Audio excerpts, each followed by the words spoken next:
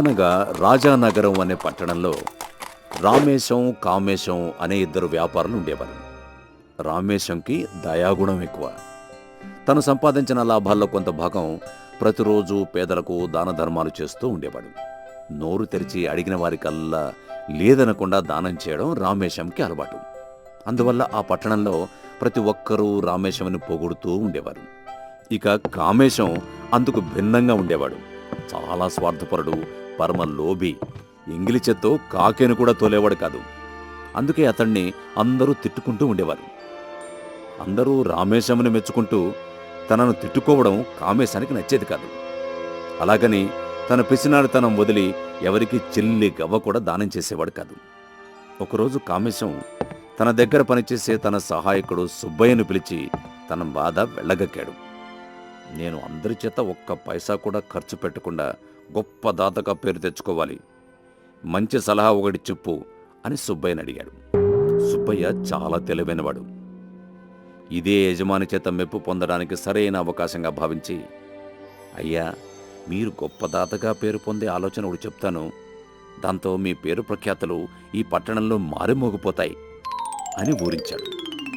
సుబ్బయ్య మాటలు విని లోపల ఆనందపడిపోతూ కామేశం, సుబ్బయ్య, ఒక్క కాని కూడా ఖర్చు పెట్టకుండా గొప్ప దాతగా పేరు పొందే ఉపాయం నువ్వు చెబితే నీకు మంచి బహుమానం ఇస్తాను అని ఆశ చూపాడు. అప్పుడు సుబ్బయ్య, అయ్యా, మీరొకసారి ఈ ఊరిలో అందరి చేత గొప్ప దాతగా కొలవబడుతున్న రామేశం గారిని మన ఇంటికి అతిథిగా భోజనానికి పిలవండి. ఆ తర్వాత ఆయన చూస్తుండగానే వచ్చి మీ ముందు చేయి చాచని ప్రతి ఒక్కరికి 100 వరహాల చొప్పున దానం చేయండి. అది చూసి మీ దానగుణానికి ఆశ్చర్యపోయి రామేశం గారు అందరి దగ్గర మీ గురించి గొప్ప దాత అని చెబుతారు. రామేశం గారి మాటలు లోకమంతా నమ్ముతుంది. దాంతో మీరు గొప్ప దాతగా ఒక్క పైసా కూడా ఖర్చు పెట్టకుండా చలామణి అవుతారు అని చెప్పాడు. అది సరే సుబ్బయ్య, మరి ఆ రోజు వచ్చిన వారందరికీ 100 వరహాలు దానం ఇమ్మన్నావు కదా, మరి దాని మాట ఏమిటి అని అడిగాడు కామేశం. అయ్యా, మీరు దానం చేసేటప్పుడు నేనే రకరకాల మారువేషాలు వేసుకుని మీ దగ్గరకు వచ్చి ఆ డబ్బు తీసుకుంటాను. ఆ తర్వాత మీ సొమ్ము మొత్తం మీ చేతికి తిరిగి ఇచ్చేస్తాను. అందువల్ల మీరు కోరుకున్నట్టుగా గొప్ప దాత అని పేరు వస్తుంది. అలాగే మీ సొమ్ము మీ దగ్గరే పదిలంగా ఉంటుంది అని వివరించి తన పథకం చెప్పాడు సుబ్బయ్య. శభాష్ సుబ్బయ్య, నీ తెలివి అమోఘం. తక్షణమే రామేశం గారింటికి వెళ్ళి రేపు పొద్దున్నే మన ఇంటికి భోజనానికి రమ్మని నేను చెప్పానని చెప్పు అని చెప్పాడు కామేశం. అప్పుడు కామేశం చెప్పినట్టు సుబ్బయ్య రామేశం ఇంటికి వెళ్ళాడు.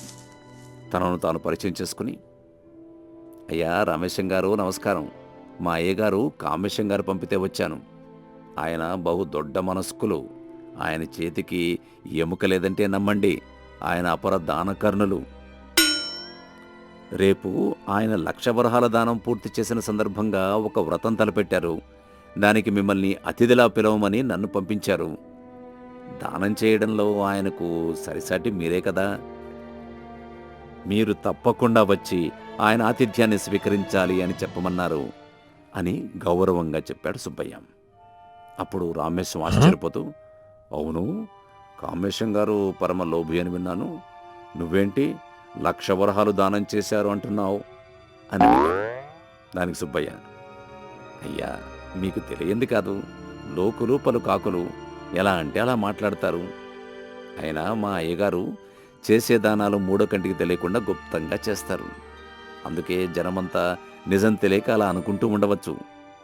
మీరు రేపు వస్తారు కదా, అప్పుడు మీ కళ్ళతోనే చూడండి ఆయన దాతృత్వం ఎలాంటిదో అని వినయం నటిస్తూ చెప్పాడు సుబ్బయ్య. అప్పుడు రామేశం సుబ్బయ్యతో, సరే, రేపు ఉదయం తప్పకుండా వస్తానని కామేశం గారితో చెప్పు అని చెప్పాడు. అప్పుడు సుబ్బయ్య, తప్పకుండా రావాలండి అని మరోసారి చెప్పి వెళ్ళిపోయాడు. సుబ్బయ్య కామేశం దగ్గరకు వెళ్ళాక, అయ్యా, అనుకున్నదంతా సవ్యంగానే జరిగింది.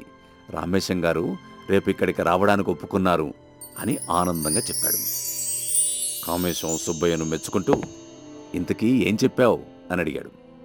దానికి సుబ్బయ్య, మీరిప్పటి వరకు అడిగిన వారికల్లా 1,00,000 వరహాలు దానం చేశారని, ఆ సందర్భంగా ఒక వ్రతం చేస్తున్నారని, దానికి అతిథిగా రామేశం గారు విచ్చేయాలని మీరు చెప్పారని చెప్పానన్నాడు. మర్నాడు ఉదయం రామేశం కామేశం ఇంటికి వచ్చాడు. కామేశం సాదరంగా స్వాగతించాడు. కామేశం రామేశంతో, మీకు సహాయంగా మీ సహాయకులెవరూ రాలేదేంటి అని అడిగాడు. దానికి రామేశం, మా సహాయకుడికి వేరే పని పురమాయించాను, అది చూసుకుని వస్తాడు అని చెప్పాడు. ఈలోగా సుబ్బయ్య గుడికి వెళ్ళి కామేశం గారి పేరు మీద పూజ చేయిస్తానని చెప్పి వెళ్ళిపోయాడు. కామేశం రామేశం వరండాలో కూర్చొని పిచ్చాపాటి మాట్లాడుకుంటూ ఉండగా ఒక ముసలి బిచ్చగాడు వచ్చి, బాబూ ధర్మం చేయండి అని అర్థించాడు. అప్పుడు కామేశం తన పక్కన పెట్టుకున్న డబ్బు సంచిలోంచి ఒక 100 వరహాలు తీసి ఆ బిచ్చగాడికి ఇచ్చి పంపించాడు. ఆ తర్వాత వరుసగా ఒక కుంటివాడు, ఒక మూగవాడు, ఒక గుడ్డివాడు, ఒక అవిటివాడు, ఒక ఫకీరు, ఒక బుడబొక్కలవాడు, ఒక కొమ్మదాసు, ఒక జంగమదేవర వరుసగా రావడం, వారికి కామేశం 100 వరహాల చొప్పున దానం చేయడం జరిగింది. రామేశం కామేశం చేస్తున్న దానాలను చూసి ఆశ్చర్యపోతూ, బిచ్చగాళ్ళందరికీ 100 వరహాల చొప్పున దానం చేస్తున్నారు, మీది బహు దొడ్డ మనసు, ఇప్పటి వరకు 10,000 వరహాల దాకా దానం చేసేసినట్టున్నారు అని అడిగాడు ఆశ్చర్యంగా.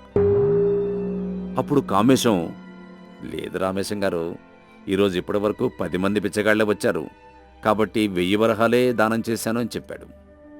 ఈలోగా గుడికి వెళ్ళి వస్తానని చెప్పిన సుబ్బయ్య తిరిగి ఇంటికొచ్చాడు. ఆ తర్వాత కామేశం రామేశం భోజనాలు పూర్తి చేశారు.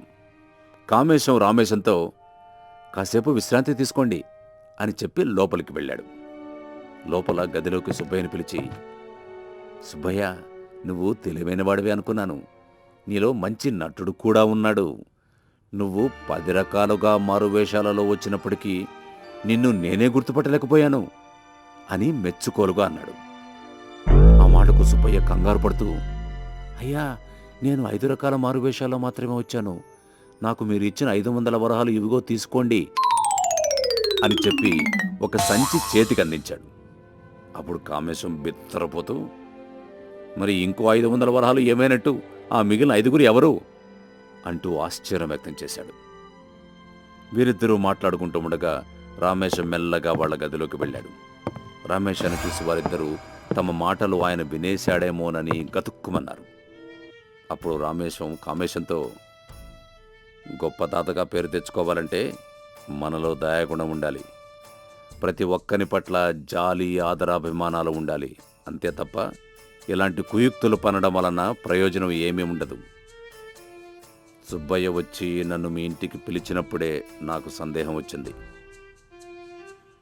అందుకే నా సహాయకుడు లింగయ్యని ఇక్కడ ఏం జరుగుతోందో అని ఉదయం నుంచి బయట కాపుగా పెట్టాను. సుబ్బయ్య మారువేషాల్లో నీ దగ్గరకు రావడం, నువ్వు 100 వరహాల చొప్పున అతడికి దానం చేయడం అంతా గమనించాను. నా సహాయకుడు లింగయ్య కూడా మారువేషాలు వేసుకుని మరో 500 వరహాలు నీ దగ్గర దానంగా తీసుకున్నాడు. నీ కళ్ళు తెరిపించాలనే నేను అలా చేయమన్నాను. ఇదిగో నీ 500 వరహాలు అని చెప్పి తన సహాయకుడు లింగయ్య తెచ్చిచ్చిన డబ్బు మూట కామేశానికి ఇచ్చాడు. కామేశం ముఖంలో నెత్తురు చుక్కలేదు. రామేశం కాళ్ల మీద పడి తన తప్పు తెలియచెప్పినందుకు అనేక విధాల ధన్యవాదాలు చెప్పాడు కామేశం. ఇకపై అందరిలో తలలో నాలుకలా బతుకుతానని రామేశానికి మాటిచ్చాడు కామేశం. ఆ తర్వాత కామేశం నిత్యం దానాలు చేస్తూ అనతి కాలంలోనే మంచి దాతగా పేరు తెచ్చుకున్నాడు. Hi kids! Hope you liked the video. Subscribe for more videos. Visit us in Facebook and Twitter. Thank you. Bye bye.